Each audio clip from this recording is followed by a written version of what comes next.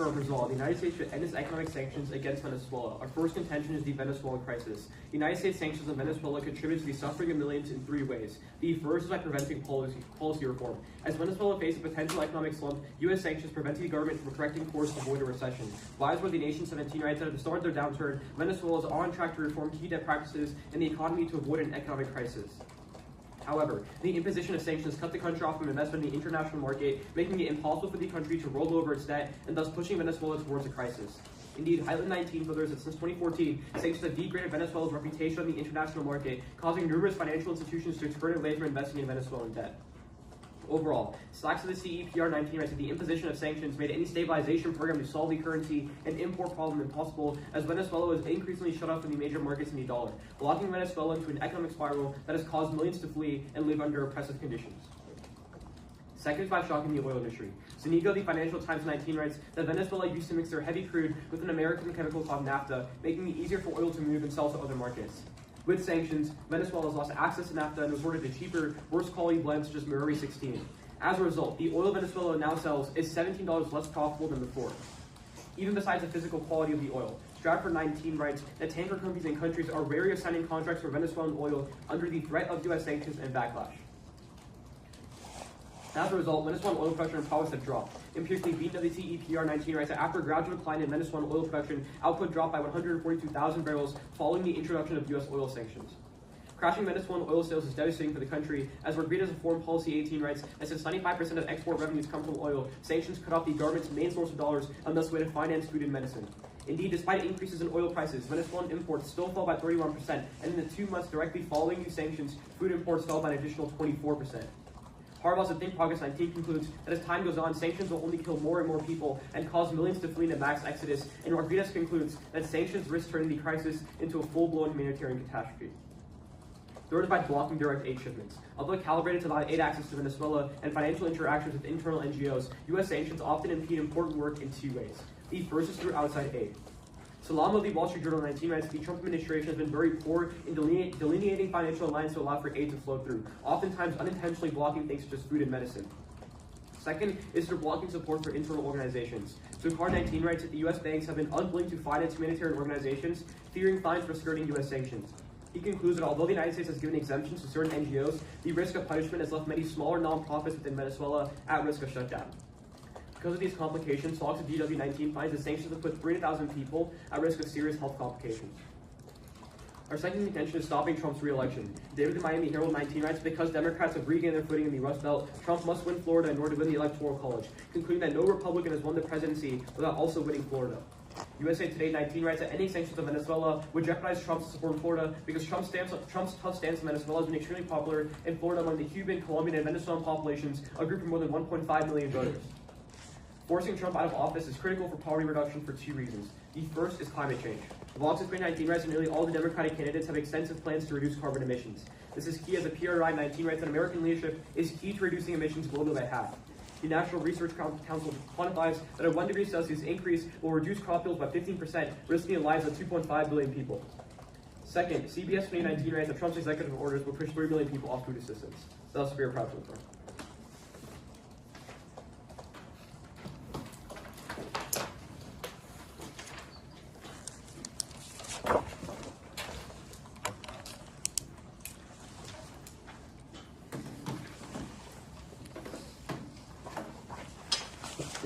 Is anyone not ready? Alright. Reading again, our sole contention is saving Venezuela. Venezuelan President Nicolas Maduro is failing. Torres 16 of The Atlantic writes that Maduro has caused Venezuela's economic crisis with foolish investments, institutional corruption, and authoritarianism. In fact, Raposa 19 of Forbes finds that Maduro led Venezuela into an economic depression 3 years prior to sanctions. Fortunately, U.S. economic sanctions undermined Venezuela's dictator. Rendon 19 of the CSIS explains that targeted sanctions have cut off oil and mining revenue and prevented elites from accessing their financing, causing Maduro to lose control of the country. Indeed, The Economist in 2019 writes that the deterioration of Venezuela's oil industry will precipitate a change in government, especially since Russia and China are facing a credit crunch at home. Specifically, sanctions will turn the military on Maduro.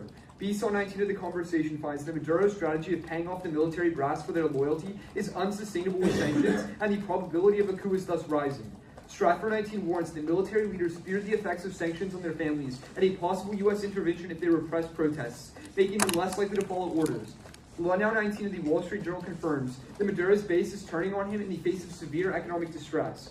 In spite of Maduro appearing strong at the close of 2019, the Latin American Risk Report writes that in November, repression and counter-sanction efforts had only bought Maduro a few extra months, not consolidated his control.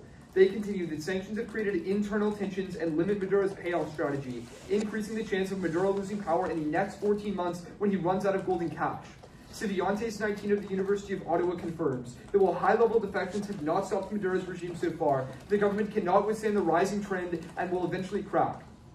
For example, despite the failed coup in April, Isaiah 19 of America Quarterly explains that Maduro's allies are slowly rebelling against him, and as Maduro was unable to rely on his security apparatus, his downfall is confirmed. Isaiah continues that political transitions are not linear. While the coup in April failed, portions of Maduro's regime are betraying him. Soon another will succeed. There are two impacts to ousting Maduro, and the first is reforming Venezuela.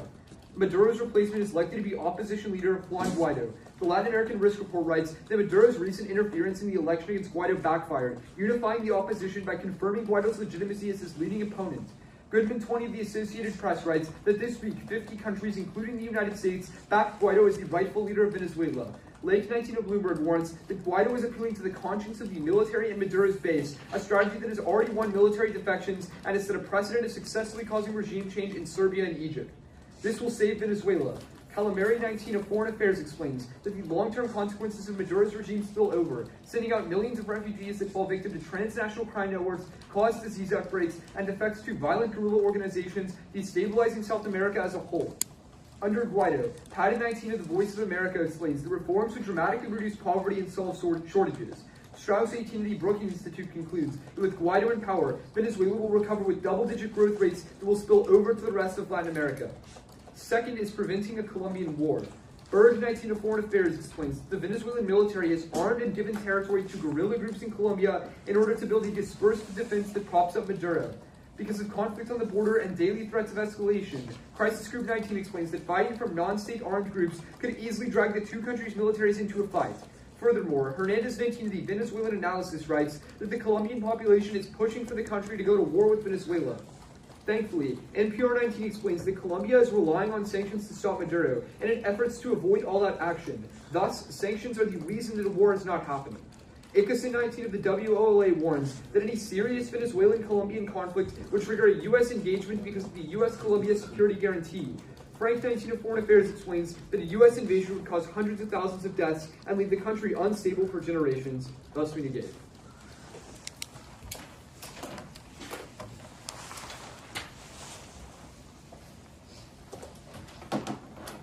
Did you go? Yeah.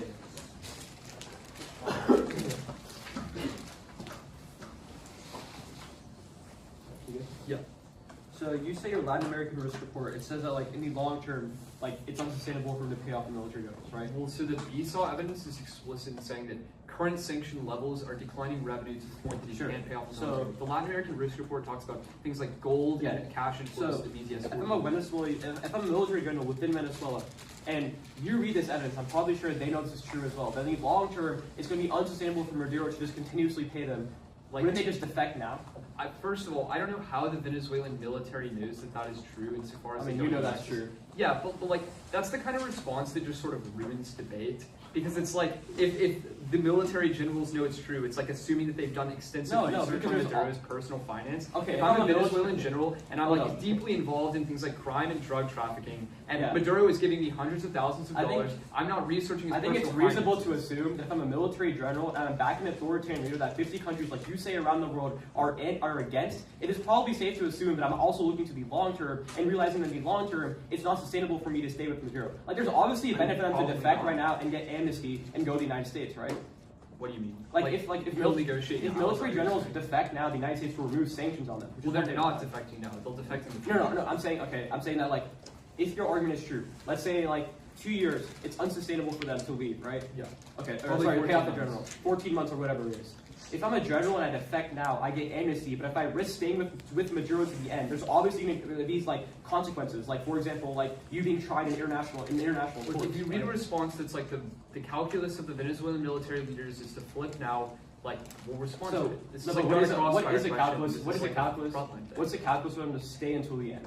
Because like Maduro is paying them now. Like essentially, it's like if I get paid by both sides, like why start a coup for no reason? There's obviously harms to you staying with Maduro to the end that he gets couped. Well, like probably not now because they don't think he's running out of money because he's paying enough. But you can I have a you- question? okay, yeah. Okay, let's talk about this argument about like internal aid. Yeah. So you read this response. It's like small firms or this evidence. It's like small firms are shuttering because like the U.S. sanctions Yeah. like target them or something. It's not that they target them. It's Yeah, the idea just that explain that. yeah, it's basically just like because sanctions create so much international scrutiny around Venezuela, Yeah. financial institutions are not willing to send any money to Venezuela. Period. Wait, the aid argued about internal The aid. aid is the aid argument is that institutions give money to NGOs within Venezuela, like in transactions, bank Oh, accounts, so whatever, like it's not at the NGO level. It's that the financial institutions won't give money because of sanctions. to NGOs.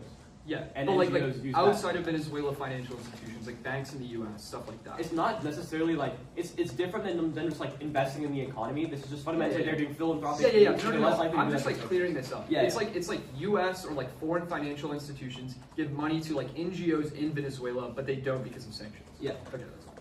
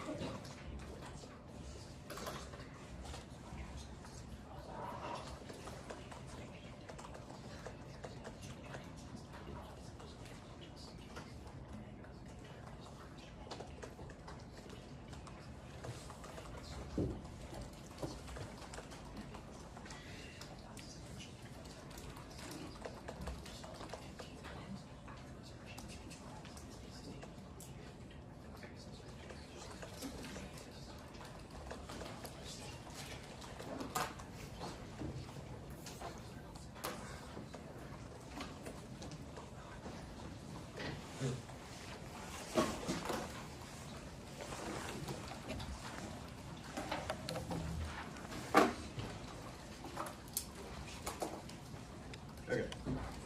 So it'll just be going down their head. Hope you're doing good. Alright, sounds good. Alright. Let's start at the top of their case. At the top, they read the Torah evidence that says Maduro caused a crisis.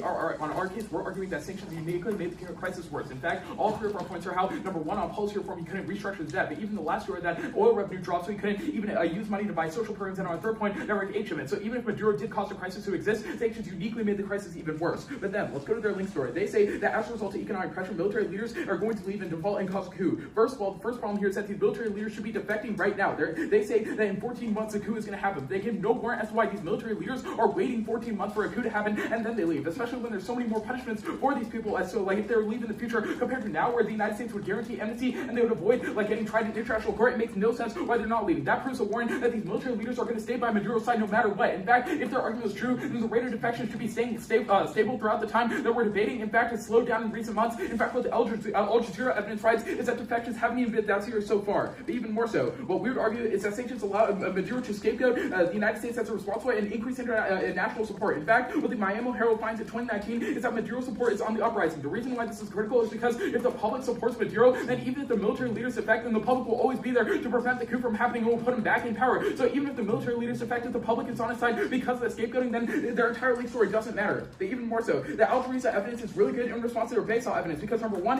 Al Jazeera evidence is more recent and it says that everyone completely miscalculated the last coup and the willingness of people to actually defect from Maduro's side.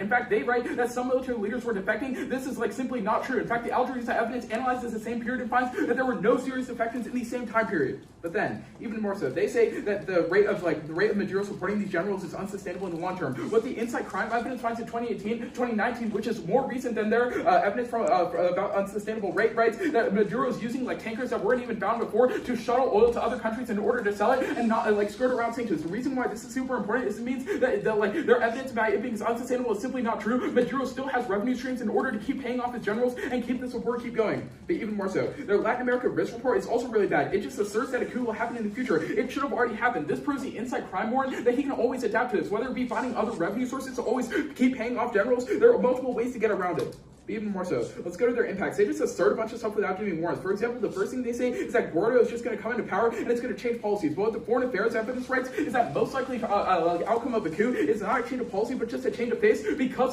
Chavismo and like the ideologically is so ingrained in the population that the policies are going to keep continuing. But even if Guaido does follow through and completely change the economy by privatizing it and things like that, there's no guarantee these things are good. In fact, what the TS finds in 2019 is that the reforms that Guaido would follow through on are not good. In fact, things like privatizing would just push millions of people out of their jobs and make the situation worse for everyday Venezuelans. The second thing I would say here is that removing sanctions is a much stronger link into benefiting the Venezuelan people rather than forcing a coup and relying on multiple hoops after the coup to get some kind of benefit for the Venezuelan people. You know, as soon as you remove sanctions, the Venezuelan people are going to get better. But then, their second impact is really bad as well. What we would say is that sanctions are actually increasing the chance of war in the status quo for a couple reasons. Number one, we say that as a result of sanctions weakening the Venezuelan government, there are now more terror groups that would spark the conflict in the first place. In fact, what the Washington Post evidence finds in 2019 is that just this year, the amount of FARC and terrorist groups inside of Venezuela and on the border have completely ballooned this year. What that means is that if they're linked, it's that these terror groups are going to spark a war. If they're increasing right now as a result of Venezuela not being as strong to stop them, then you need to vote our way. The second way it's a turn is because we say as Venezuela's economy gets weaker, that makes Venezuela much more a prime target for Colombia to invade. Because if they think Venezuela is much weaker, then they're like, hey, it's easier for us to take over Venezuela. They're much more likely to invade. The third one is that there's more refugees as a result of the crisis. For example, as a result of the crisis getting worse, more refugees are going across the border. We say this increasing incentive because as refugees go into Colombia, the Colombian population is much more likely to actually turn against Venezuela and be so willing to support the invasion. The reason why all three of these turns is true because the Washington Post evidence also finds that the risk of a conflict between Colombia and Venezuela is much higher now than it was previous years before sanctions came in place. So we would argue that the chance of war with Colombia is actually much higher with sanctions.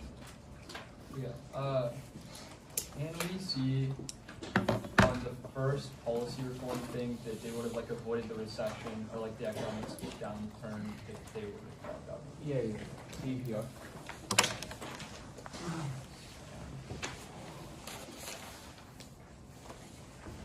And then, no, I see that they're shuttling oil to the country. Yeah.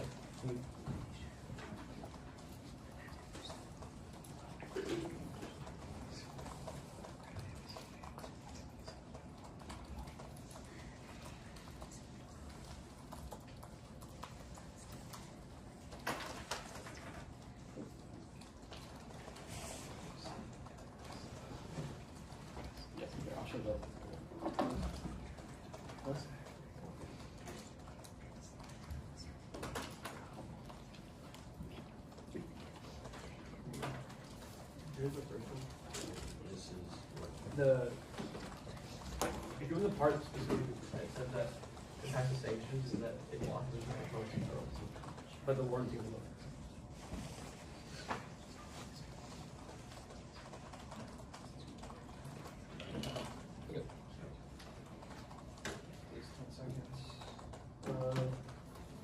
This is saying that it's the first part. It says they're using the sanctions. And I can show you the implication of that. Yeah, thanks.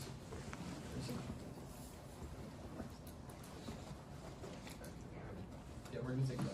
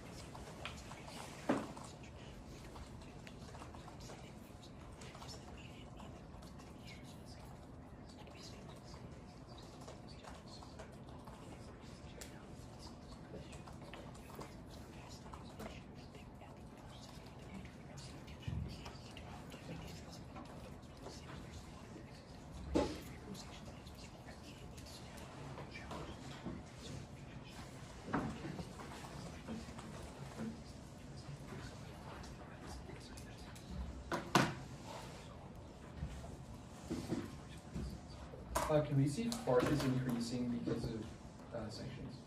Yeah. First turn to Colombia.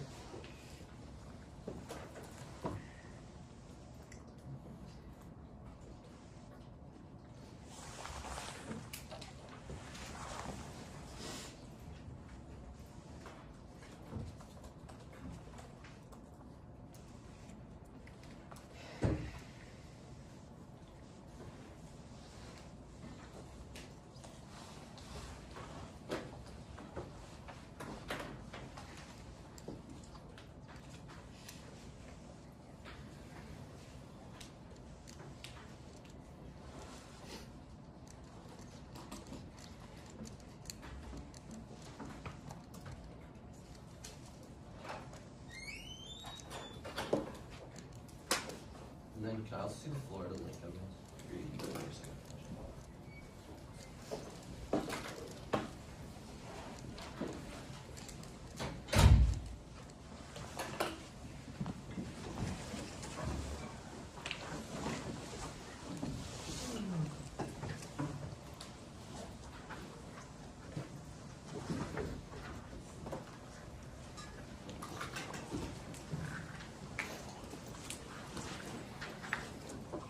This is the sanctions. He's getting this is the border worse than how Okay. this is ballooning.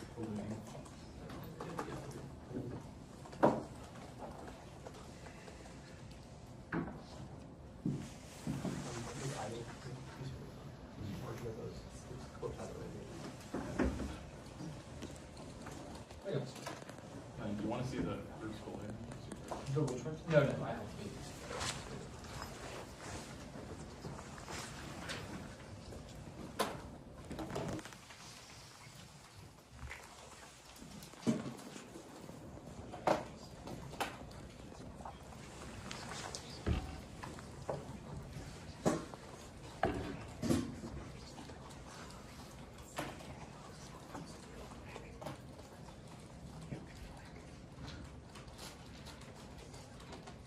Can we see the second turn of the Colombia attacks in Venezuela?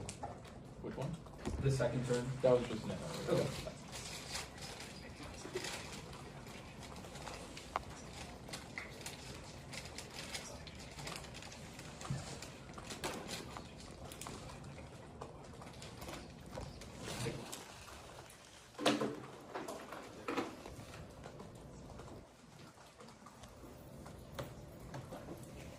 Is everything already?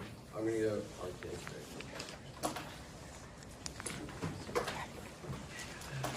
Okay, I'll take a minute. Is everything already?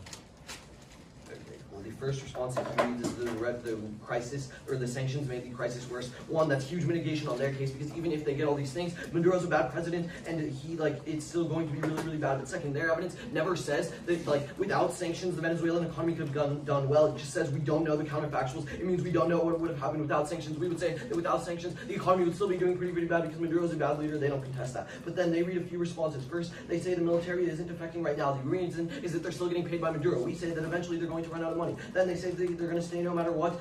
Again, it's because they run out of money. They're getting paid right now. They only care about money. They don't really care about the policies. But then they say that defections have slowed down. This doesn't matter. That's because they're still getting paid. There are probably alternate reasons why they're defecting when they're literally not getting paid. Everyone defects. But then they say that there's going to be scapegoating. Scapegoating doesn't matter. The scapegoating doesn't matter for the military because they only care about money. The point where the military controls power, scapegoating to the public doesn't matter. But then they say there's going to be miscalc, and then there's going to be a coup. There's really no warrant here. But then we would say that the warrant is that when the military, Maduro runs out of money, there's no money to pay the military. That's when they all flip. But then he says that they're shuttling oil. This oil isn't enough. Even with this increase in oil revenue, it's still not enough to pay off the military. But then he says the Latin American Risk Report evidence says the coup should have already happened. The evidence is from November of last year with 14 months. That still leaves time for the coup to happen. But then on reform, he says there's just going to be a change of face. One, even if it's still someone similar to Maduro, as long as it's not Maduro, Maduro's policies are really bad. But we would say that because the U.S. is backing it, nobody's going to counter it, oppose Guaido. But then he says Guaido's policies are bad. They don't give a warranty. But we tell you that the market policies that Guaido will enact make the markets more efficient and lead to times 2 growth. And then they just read some leak wing, doesn't really matter. But then let's go to Colombia. They read a few terms. The first is that there's an increase in support for these rebel groups because of the drug trade. 1, Venezuela doesn't control the drug trade, Cuba does. But 2, we would say that there's always been support for these groups. If anything, this argument is probably not unique. But then they try to turn it by saying that Venezuela is really, really weak. But even if Venezuela is weak, if they think that Maduro is going to be pushed out of power by sanctions, then they don't attack into that, or it doesn't matter, that warrant isn't true. It's like not accurate. But then they said there's going to be more refugees and this causes a war. 1, Colombia doesn't really care about the refugees. 4 million have already gone over and the war hasn't happened. Now let's go on to their case. Their first warrant is about why the first thing that they read at the top is that the crisis was made worse by these sanctions. 1, we say that Maduro is a really, really bad person, and their evidence doesn't say that they probably could have come out of the crisis that Maduro put them in. If it weren't for sanctions, it says they don't know what would have happened. But we would say that the CSIS says that the crisis was already really, really bad. Sanctions, or food had fallen 71%, and medicine had fallen 61%. They have to tell you uniquely, based off of their impacts, how much of this is specifically because of sanctions, and how much of it isn't due to Maduro's just terrible policy. But their first warrant is about debt restructuring. A few responses here. First, Bahar 19 of Brookings explains that as a result of lack of financial operations by the government and private sector worrying about decreased economic gains, Venezuela was shut out of financial markets way before sanctions ever happened. But second, Laws 18 of CSIS writes that Venezuela's financial situation gets worse, bondholders get less repayments, and the U.S. bondholders sell to third parties who are more willing to restructure with Venezuela, so it doesn't matter. They're not, the people, they aren't willing to do it right now, will probably do it when they sell their bonds. But then they talk about the oil industry. We can see the link. This is our link into our warrant for regime change. But then at the impact level, it is unlikely that Maduro ends up spending all of this money on the people and helping the economy like they say he does. He's probably just going to use it to line his pockets and pay the military like what we say he did before sanctions. Then we would outweigh here, because even if there's a short-term increase in sanctions, when you go for, there's an increase in the economy, long-term it's bad because Maduro has really, really bad policy. But then their third warrant is about aid shipments. A few responses here. First, aid has always been going in. U.S. aid isn't that big. But their second warrant is about like the U.S. blocking some aid. The money is still the same. It either goes all to the big NGOs or it's split between the smaller ones. But then on Trump probably won't win the election because of the impeachment and other things like that. But at the impact level, climate change is probably not unique. The UN says we're going to pass the 2-degree threshold. But on their second impact about executive orders, the Democrats will probably win the Senate and Congress in 2020, so they can like undo these things and pass policy themselves.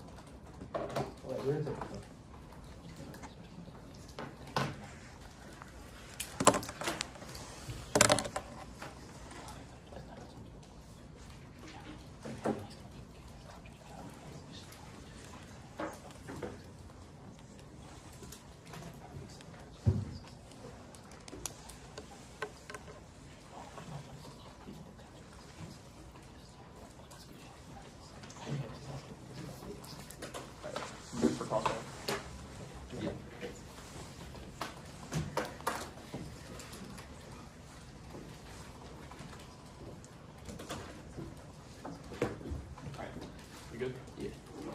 Okay, so I guess let's start on our sub-point C, right? So you say U.S. aid isn't that big? I say like U.S. aid probably wouldn't increase that much. Like how, you don't prove to me how much more aid the U.S. would give. Wait, but I'm not talking about the U.S. giving aid. I'm talking about NGOs inside of Venezuela, right? Your second warrant, is that what you're talking about? Both of our warrants. They're both. Yeah, but your second warrant is like financial institutions like give to some big NGOs, but not to the small ones. No. It's that financial institutions inside the United States are unwilling to interact with NGOs. But right? you said they give to some NGOs, right? No. Wait. Yes, you did. Okay, that's fine. That's still like, it how says is that all, responsive? Like, because the response was that the money allocated for aid to Venezuela is the same. So you can either go to the NGO. But it's not money. It's about NGOs being able to work through transactions with the banks, right? Like Yeah, they so have money in the banks. Like you never give me the response is that the money would be the same. The amount of resources allocated to aid is the same.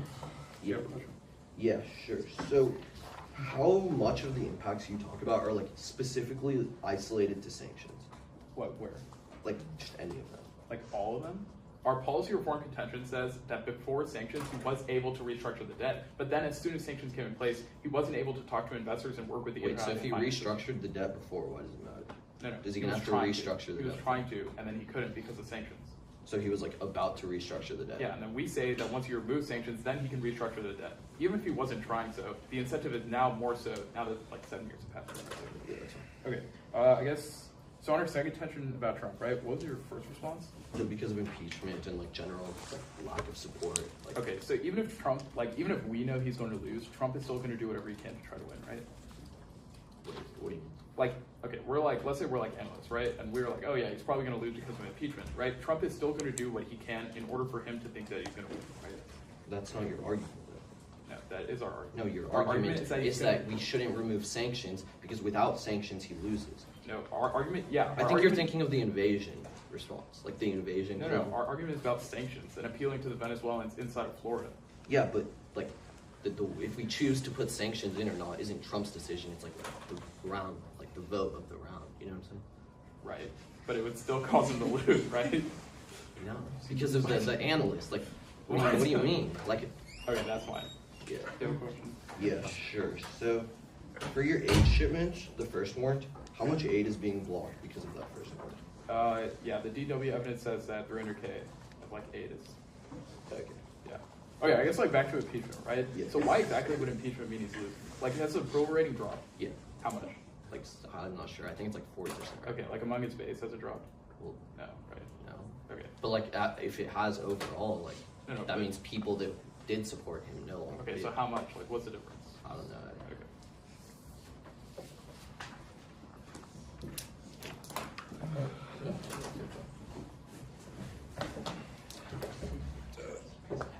Okay, can we see the impeachment evidence? Is that just an error? Okay, cool.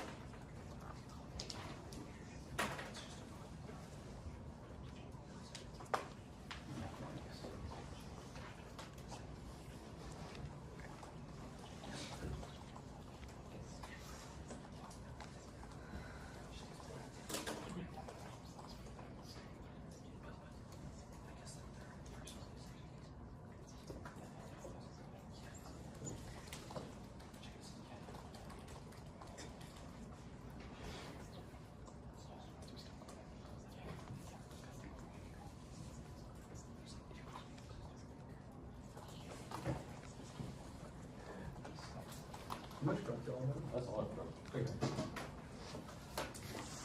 Let's start off in our case. Our third link to Ed, or sorry, second tension point. Everyone good? 1 second. No, there's no threat. Yeah. Okay, so everyone good?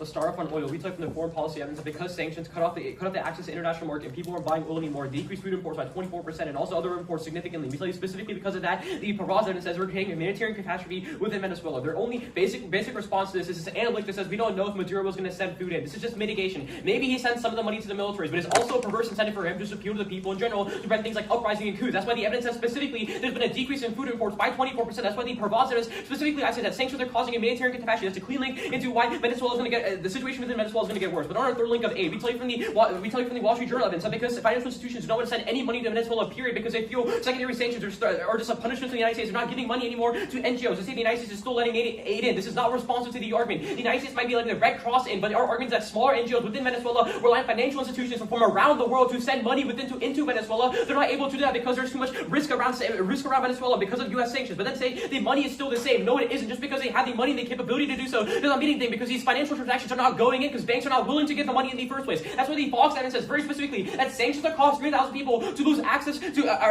cost 300,000 people to be at risk of serious health consequences. That's the second link we have in. The reason that's why both of the links outweigh their entire case is because there's so many alternative causes as to why Maduro, or why these generals are defecting. There's so many reasons as to why Colombia should have invaded, because of the fact they themselves concede in their summary that they've been in there, that the groups have been in there for since the 1990s. There's so many alternative causes. There's 100% probability that when you vote for us, these Venezuelan people are going to get better. It is pretty much conceded on the impact level. But on our second contention on Trump, the first thing they say is impeachment. According to The Hill, from literally a week ago, it says that because of the fact that we're still in peacetime, the economy is still growing, there's still a generally high chance that Trump is going to win the election. He can still pander to the people. He might lose the popular vote because the electoral states are still in a battleground. Battlegrounds. He's still probably going to win. That's why he's part of the USA Today evidence that says very specifically that he needs to win Florida in order to win the next election, because the Democrats are gain control of the Rust Belt. He has to win Florida like every other Republican president as well. We tell you, if he removes the hard stance on Venezuela, then even a small shift in the voter base is enough for him to make him lose the election. The second thing they say is that climate change is not a scalar impact. It is a scalar impact. The National Research Council says very specifically a 1 degree Celsius increase in temperatures, which is 2.5 billion people around the world. Maybe we reach a 2 degree mark where every single incremental increase in temperatures makes it even more hospitable to grow food in the first place. This outweighs their entire case on scope, because they're talking about Colombia and Venezuela. Even a shrivel of our impact is enough to win the entire round. But let's go back to our case. I'm sorry, their case. On the Venezuela argument. On the inside crime evidence, we tell you very specifically that tankers are coming in and selling oil. They say it's not enough. Call for the evidence. Number one, it postdates our Latin American risk report. But number two, it says even a partial revival of the oil industry is what to keep Maduro in power forever. It's really good evidence. Call for this. This means that we posted all our analysis because literally the front line to everything was, he doesn't have enough money. We say in the long term, he's still able to get money because he's finding other sources. He's not going to be removed from power. But then on their Colombia argument, we tell you very specifically Washington Post evidence that the risk of a conflict is an all-time high right now. They say on the second warrant that Colombia doesn't want to invade Venezuela because they think sanctions will remove them. If they don't win their first contention, that also means they don't win this war. But it's comparative. If these groups have been in there since the 1990s, obviously Colombia's had an incentive to invade. But specifically because the Washington Post evidence says that sanctions are causing the risk of war to be an all-time high right now, it's probably a unique reason. Is comparatively Colombia has more of an incentive if Venezuela is weaker. Can I see the oil tank, the secret oil tank?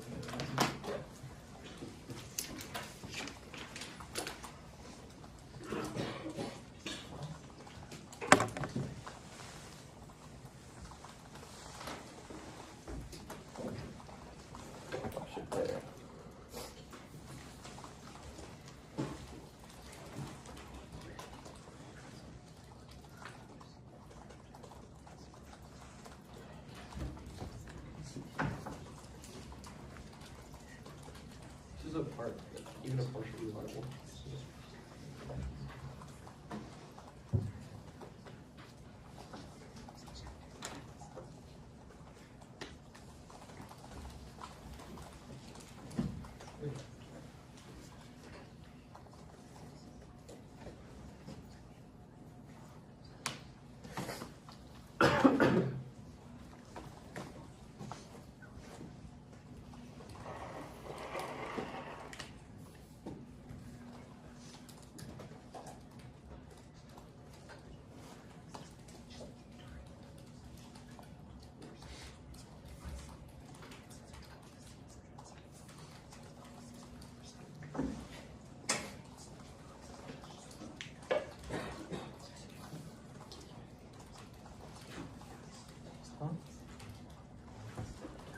Yeah, that's what we did. So it's 31.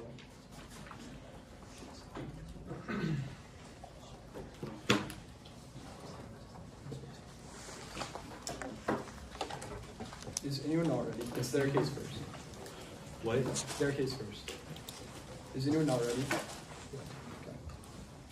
Nicholas's first piece of evidence from the CSIS says that Maduro is a really bad leader, which is why food and imports fell 61% pre-sanctions. This puts some doubt as to how unique their offense is, given that Maduro is still a bad leader, and even if sanctions come back and he still has a little bit more money, if it was already declining pre-sanctions, it means we automatically outweigh all of their arguments on probability, because they don't know the counterfactual, they don't know what Maduro actually gives money to people. On the first argument about oil, he says that imports are going to go up when you get more money, but they can see Nicholas's analysis that when oil goes back up, it is not going to go into the pockets of consumers, but rather to the pockets of Maduro, where he pays the military, and which is our link, which is what keeps him in power. They can see the fact that he will not pay the people because he was not paying the people pre-sanctions, and he's just going to go to the military. But then their second response on A, Nicholas says the money is still the same. His internal link is that the smaller NGOs aren't getting the money, but their own evidence concedes that because the money is just going to bigger NGOs instead of smaller NGOs, which means it's the same amount of aid in general, just instead of the small ones, the big ones are doing it. But then they say the U.S. financial institutions don't want to, or the financial institutions don't want to lend because of U.S. sanctions, but there is no warrants as to why this is true. They sanction Venezuela, but they do not sanction the financial institutions that lend to Venezuela. But then let's go. We outweigh this case on probability again because of the analysis I made above, which is that they are automatically low probability because they don't know the counterfactual. But I would also say that we outweigh these two warrants on time frame and scope because we literally solved the reason that they don't know the counterfactual is because Maduro is in power and Maduro is a terrible leader, puts doubt as to how unique their offense is. But if you go for our case and you let this go for 14 more months and Maduro leaves power and sanctions go away when Guaido comes into power, it means that in the long frame for the next hundreds of years,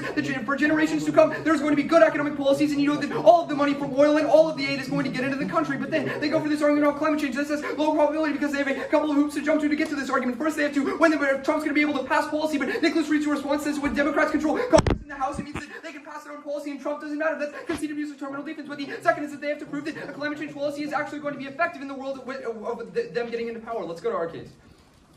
They extend one response and they're using secret oil tankers to get him money, and they say that it postdates this evidence because a partial revival keeps him in power, but this evidence is not good. The two are just strung together from completely different sources. It just says that a partial revival would keep him in power, but they don't say that this, secret oil tankers is enough to cause a partial revival insofar as he's losing $17 billion a year, which is what the Rodriguez evidence says, that they're not obviously causing a partial revival. Even if it postdates our evidence, they still have to win that it is enough to keep him in power, which they are not going to, and if that is not true, then we are winning 100% probability of our case. At the top, we say that because sanctions are decreasing oil revenue, Maduro can no longer pay the military, and when Maduro can no longer pay the military, they look on him to cause a coup. We say that Guaido comes into power, they concede this evidence on reforms. The reforms evidence is very good. It says when Guaido comes into power, he institutes open market reforms with lines of U.S. credits, which cause double-digit growth rates and spill over to the rest of Latin America. But then let's go to their turn on Colombia. They say that Colombia war is increasing, but they give no warrants as to why sanctions are causing tensions. They just say that sanctions are rising tensions, but give no warrants as to why this is true. But if our case is true, they can see the NPR evidence says that sanctions are the reason that Colombia will never attack. Even if tensions are rising now, Colombia never starts the war because they're still holding out hope that sanctions exist, which means our case is terminal defense to theirs. But as a holistic weighing analysis, if we win the Maduro argument, then Maduro loses power and Guaido comes into power, it solves their entire case. It leads to 14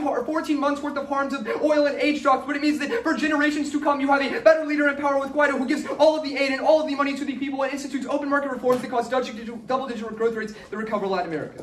Yeah. Y'all ready to cross? Yeah. So, on the Colombia example, you said no warrant, right? And then you said Guaido is going to lead to double-digit growth without ever getting a warrant the entire I said So why is that going to happen? open market reforms with U.S. lines of That's a term. That's a terminology for something. Why does open market reforms lead to double-digit growth? Well, it's just sort of like, well, first of all, I think it's like just conceded analysis, and I think if we're making the argument that open market reforms with U.S. lines of credit leads to investment in sectors and that causes that's how specific do you want us to get? No. So the reason that's why I'm asking this is because the probability weighing that I did after I sent both of my links was that there's so many hoops you have to jump through. The fact that is Guaido going to become in power? Is he going to pass these good policies? You just can't assume that everything Guaido does. You're asking me a question. Yes, he comes into power. Yes, he passes. No. I'm saying you don't tell me why he doesn't. No, because that's the responses on our puts on the argument, right? The argument is that you're just asserting something is true, but there's so many things that Venezuela has to solve post-crisis, post-sanctions, that leads to this type of growth material. Wait, but like what? Like you can't just okay, sure. So let's talk about this. So first of all, so if you want to talk about the specific things, it would be like, would investors actually want to invest in Venezuela again? Because for example, you read defense on our first contention. This is not analysis that gets you just your summary is you don't. Guaido's got hoops to jump through. You don't know what he's going to do. But unless you tell me why it is unprobable, I have nothing to frontline. I don't know how to I'm asking this because conceded. No, because you're telling me I didn't give a warrant to analysis that was conceded. Because on the Colombia example, your only response was cross-apply. No, really quickly. Yeah. I said that sanctions in Colombia is more likely to invade because when Venezuela is weaker, right? And then your response was, if we win our first contention, then we also win this turn. And then you called me out for not giving a warrant. But I'm confused because your whole impact is just Guaido's going to increase growth. Yeah, but there's defense on this Colombia argument. But the argument that Guaido is I think it's fairly specific to say that he institutes private market reform or open market reforms with lines of U.S. credit. All you said was sanctions mean there's a higher risk of war now. That's definitely less warranting than we read. Okay, sure. You can take questions. Okay, so I guess on the NGOs argument, Can you just explain to me why it's better for small NGOs So, to have money rather than You read large the NGOs? so first of all, I like the way you blew it up in like Yeah. summary was way different than what you said in rebuttal. Like all we heard in rebuttal was it's not the same money, and that I don't know how to respond to that. It is the same. No. He said it in rebuttal. All He you said in that. rebuttal is that it's not enough. So, Those are your like- 2 words. No. That's the first response. But No, the no, response yeah. to the I'm saying the second second money response is still the same. Like I'm pretty sure you'll agree to this. Like all he said was he was going pretty fast, and he just said that it's not the same money, and that's all he said and Yeah. moved on. No, And then he you said blew it money. up. To I mean, the He evidence is said good. But if you want to talk Yeah. about the evidence, Yeah. the evidence doesn't say that there's a shift in money. The Tokar evidence says that big NGOs are coming into Venezuela, but it also says that smaller NGOs are hurt too. Yeah, but So it's a scalar impact. Nicholas's analysis is that the financial institutions It was are not just giving money it was to not this well, large it was not this NGOs well for articulated. small But NGOs. yeah, no, and I'm saying it's not a net movement of money. Like it's a scalar impact. Like yes, big NGOs can come into Venezuela, but if financial institutions also cannot invest in smaller NGOs, it is still a unique But back. the point is those ones that would have invested in small ones. But that's not what the evidence says. The evidence just says a That's big what NGOs. our argument is. No, you're reading my evidence against me, and that's not what the evidence. Like, That's- okay.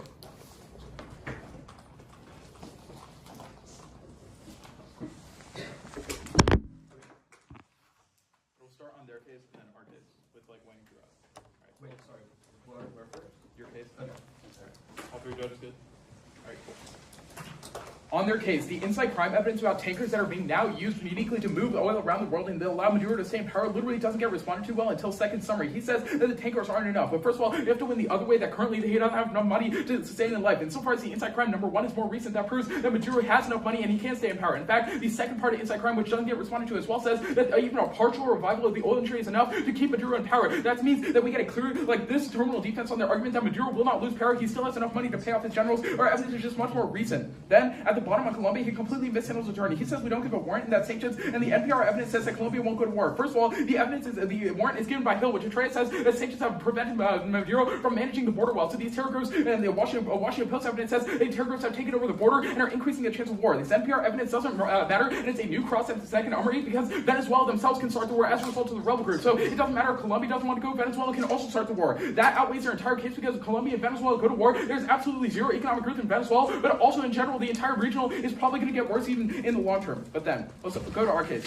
Our subpoint B about oil. First of all, at the top, he says the impact is not unique because the crisis was already happening. Our Stratford evidence is causal. It says that as a result of sanctions, he has not been able to sell oil to other people. It's very causal. You can call for it. They also concede the link here, so I don't know how they contest it by saying the crisis is not unique. But even then, his only response on oil is that the oil won't go to the people. Atreus says that obviously he has an intention to avoid use in the future. So of course, the profits he's going to give, he's some that at least is going to go to social programs. He can't just give billions of dollars to his generals. There has to be some going somewhere else. That means we get a clear link to oil industry recovering and the Venezuelan people getting benefited right away. He doesn't respond to Atreus weighing that there are much less hoops to go through on like just getting oil to the people rather than them starting a coup and hoping the policies are successful. But our second contention goes completely mishandled. The only response we get new in summary is that Trump won't be able to pass the policies. First of all, this was on food, but on climate change, our PRI evidence says Democrats can take executive action in order to solve climate change. That's why the USA Today evidence says that he needs to keep a hard stance on Venezuela in order to get Venezuelan voters inside of Florida. If he doesn't, he loses Florida, he loses the election. A Democrat gets put in office which passes climate change policy outweighs on scope 2.5 billion people. That is the easiest way you can vote right now because it outweighs their entire case. It also affects Venezuela. Okay, we're gonna take the rest of this problem.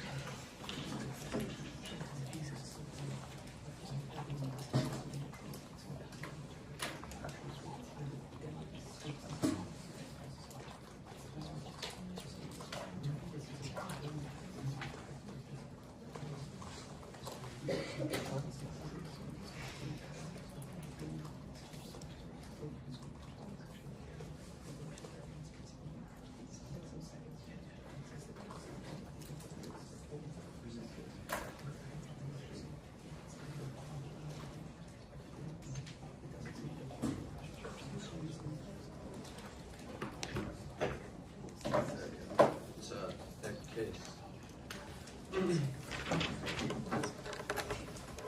Their case, our case. Is there anybody already? on oil, they can see the time frame weighing tells you that even if there's like bad policy for 14 months, once Biden gets into policy, none of the oil stuff matters because long term it's better change. But second is we're going to outweigh on probability because you don't actually know how much of the money goes to the people. Hey, they say he's going to use it to keep the people happy, but it doesn't matter because we tell you that the people don't control who has power in Venezuela, but the military does, which gets conceded, which means the probability and the time frame are really bad for this argument. But then on this idea of Trump and like House policy, he drops that the House and the Senate will be won by Democrats in 2020, which means they can stop all of this bad policy that Trump is going to pass. This is really, really good because this means that like even if it was on food, it's terminal defense to the argument of Trump doing bad climate change because it means that Democrats can now stop all of the bad climate change that Trump passes. Now let's go to argue.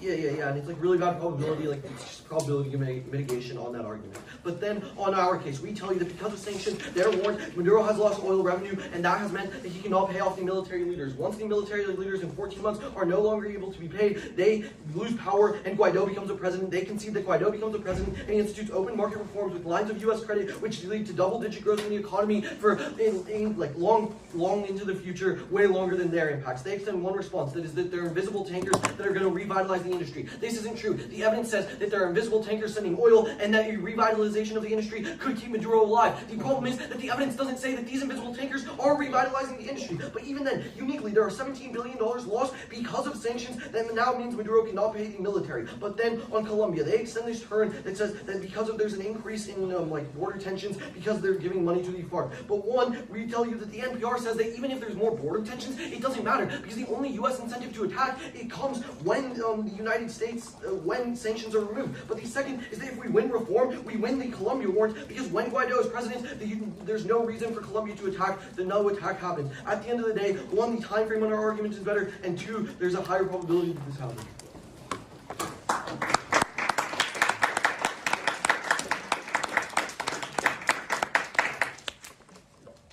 Can I see your oil tanker evidence?